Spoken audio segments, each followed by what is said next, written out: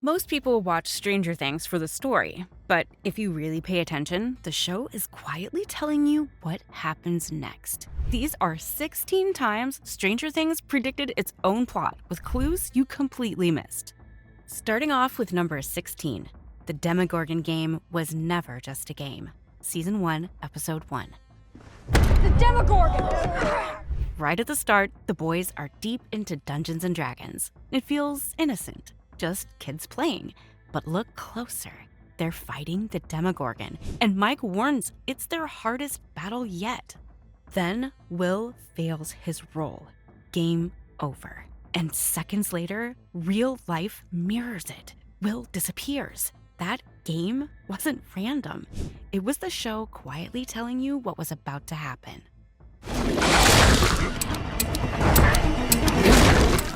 At number 15, The Clock That Means Death, Season 4, Episode 1.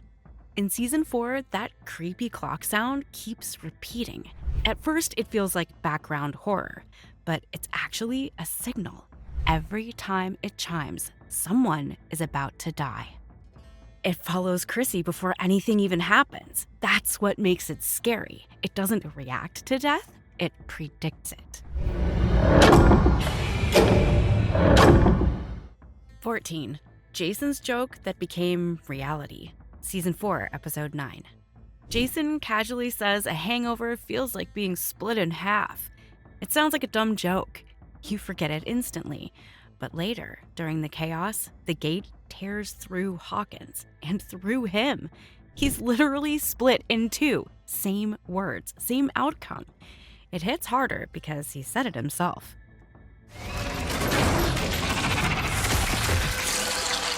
Number 13. Eddie's tattoos weren't just style. Season 4, Episode 9. Eddie looks like a typical metalhead, loud, rebellious, covered in tattoos. But those bats on his arm? They weren't random. In the end, he faces a swarm of bat creatures in the Upside Down. And he doesn't run, he fights them. The same creatures that were on his skin all along.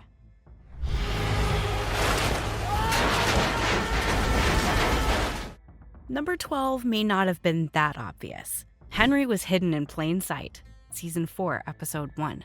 Ready for spring break. Mostly because I get to see you. In Season 4's first episode, there is a tiny detail behind Will, a name, Henry. Easy to miss, but that's Vecna's real identity, Henry Creel. The show revealed him before we even knew who to look for. It was right there the whole time.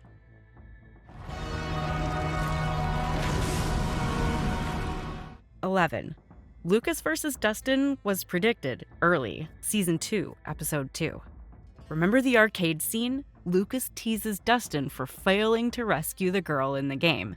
It feels like normal teasing, but later, Lucas ends up winning Max's attention. Dustin loses again. The game wasn't just a game.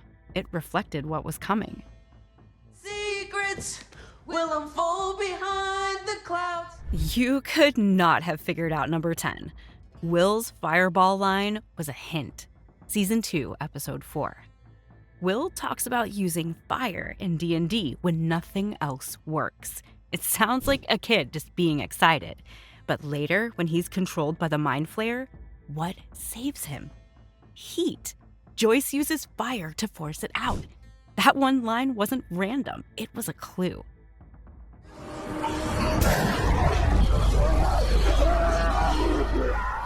We all pretty much saw number 9 coming. Murray was right the whole time, from Season 2, Episode 6, up until Season 3, Episode 6.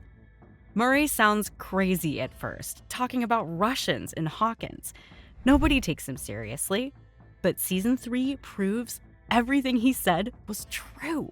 Secret base, hidden lab. He wasn't guessing. He saw it before anyone else. Oh.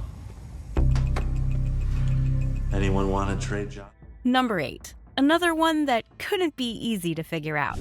The clock cracks match the gate. Season 4, Episode 1 and Episode 7.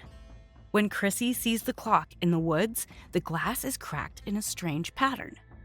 Later, when the gate opens in Hawkins, it forms the exact same shape, same cracks, same design. That wasn't just a coincidence, it was a preview.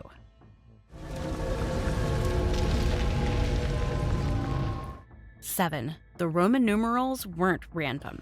Season 4, Episode 7. That clock doesn't go to 12 like normal ones. It shows 4. Why 4? Because Vecna needs 4 victims. But here's the twist. He is number 1, Henry. The rest follow. The numbers were telling us his plan from the start. 6. The dice roll mirrors the finale. Season 1, Episode 1, and Season 4, Episode 9. Dustin rolls an 11. He fails.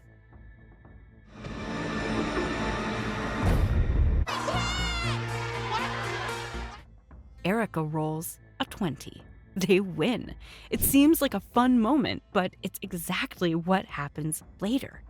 11 fights Vecna and struggles. It takes everyone working together to win.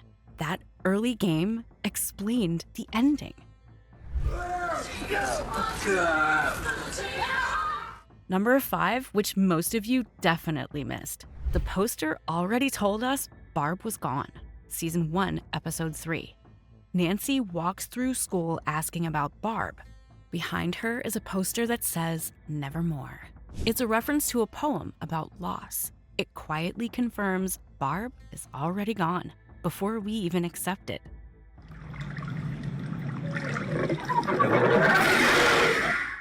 Number 4 could only be noticed by the OG players. The hand and eye symbol was Vecna's mark, Season 2, Episode 7.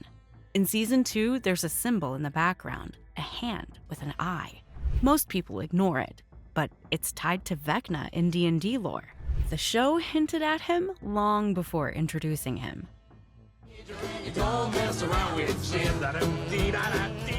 3. Hopper's song was a warning. Season 3, Episode 8. Hopper sings in the car, laughing, relaxed, but the song ends with a man being killed. Later, Hopper dies in the explosion. The moment felt light, but it was a setup. Number 2. The poster already spoiled Season 4. Season 4 promo. The Season 4 poster looks cool, but it's more than design. 4 paths, all leading to one center. That's Vecna's plan. 4 victims, one massive opening. The poster gave away the whole story. At number 1, we missed something that was the biggest plot prediction. The Demogorgon was never acting alone. Season 1, Episode 1. In Season 1, the Demogorgon opens a door without touching it. That shouldn't happen. It doesn't have those powers. But Vecna does. That means Vecna was already there, controlling things from the start, before we even knew his name.